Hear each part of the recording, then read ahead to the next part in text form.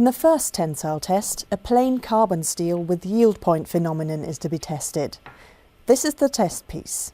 It has a cylindrical test region with an original diameter of 10 mm and an original gauge length of 100 mm. Within this test region, distance marks have been drawn at regular intervals. They help to visualize and measure the plastic behavior of the specimen. Using a hand control, the tester moves the upper crosshead into its correct starting position. Now he can place the threaded ends of the test piece in the lower and upper grips of the testing machine.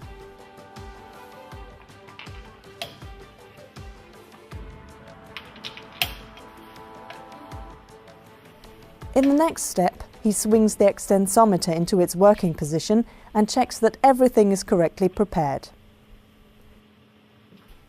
Then he selects all necessary testing parameters on the control computer. Ready. The test starts and the extensometer's sensor arms are carefully pressed onto the test piece. This way, the gauge length can be measured throughout the whole tensile test. The gauge length is displayed at the bottom right-hand corner of the screen. At the beginning, it amounts to 100 mm. During the tensile test, the test piece is slowly and constantly elongated with a standardized speed. The force that the test piece opposes to the imposed elongation is recorded and can be seen at the bottom left-hand corner of the computer display. The material behavior can best be observed in a force elongation diagram. The force F is being plotted upwards on the vertical axis, the elongation delta L towards the right on the horizontal axis. At first, the force rises rapidly. Force and elongation are proportional and form a steep, straight line in the diagram. In this area, the material behaves elastically. If the test piece were to be unloaded from this area, it would spring back completely to its original length.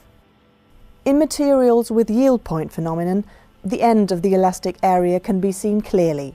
The plastic deformation starts abruptly and is accompanied by a sudden drop of force.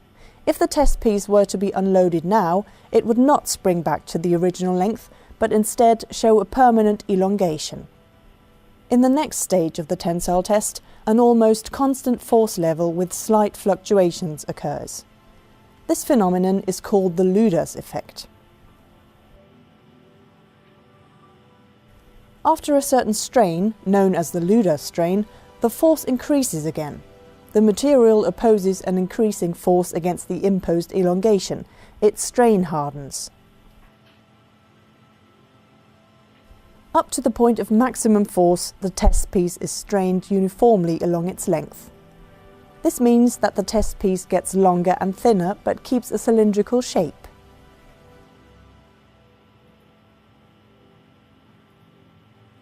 As soon as the maximum force is reached, a neck begins to form at one point of the test piece.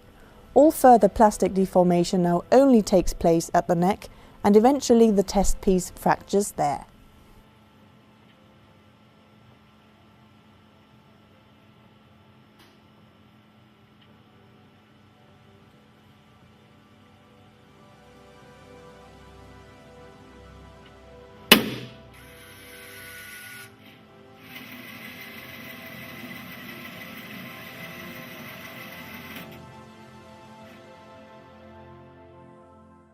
In the recorded force elongation diagram, the force FEH at the upper yield point can clearly be seen.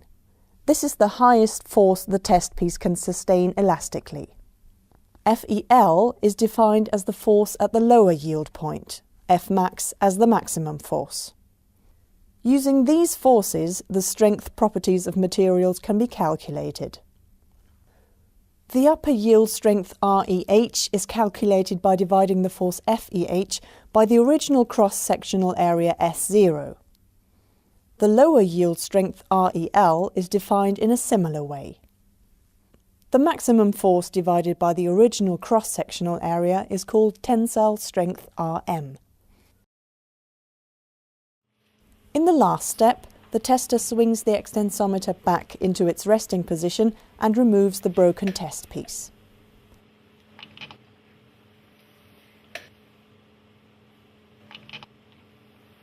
On the work table, he puts the fragments back together again. With the help of the distance marks, the percentage elongation after fracture can be determined. This is the permanent strain after fracture and amounts to about 30% in this example. Please note that the percentage elongation after fracture depends on the length to diameter ratio. By measuring the smallest diameter at the point of fracture, the percentage reduction of area can be calculated. It describes the reduction of cross-sectional area at the point of fracture in relation to the original cross-sectional area. In the second tensile test, a material without yield point phenomenon is to be tested. In this case, it is a precipitation-strengthened aluminium alloy. The test piece has exactly the same shape and dimensions as the specimen in the first test. It is cylindrical, with an original diameter of 10 mm and an original gauge length of 100 mm. After fitting the test piece into the testing machine and panning the extensometer into its working position, the test can start.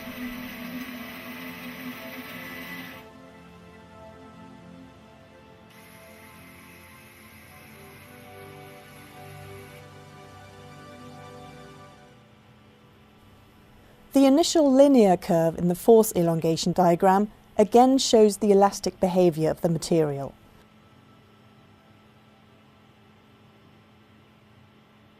But this time, the end of the elastic area is not revealed by a sudden drop of force or any distinct change. There is a smooth and gradual transition from linear elastic behavior to plastic deformation. In the further course of the tensile test, the force increases and the test piece again is strained uniformly along its length.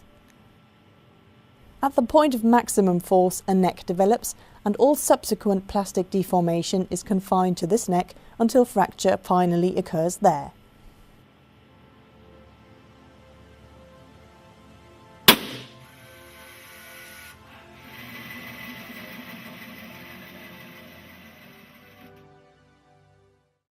As a common substitute for the yield strength, the 0.2% proof strength is used. It is the stress that causes 0.2% of plastic deformation in the material. And this is the way to calculate it.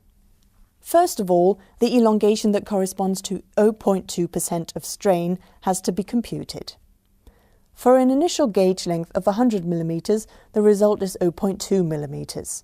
In the force elongation diagram, a straight line parallel to the elastic line is drawn through the offset point of 0.2 mm of elongation. The force at the intersection point of the offset line with the force elongation diagram is designated as Fp 0.2. This is the force that causes a plastic strain of 0.2%. The 0.2% proof strength, Rp 0.2, is equal to Fp 0.2 divided by the original cross-sectional area S0. Tensile strength, percentage elongation after fracture, and percentage reduction of area are calculated in the same way as in the first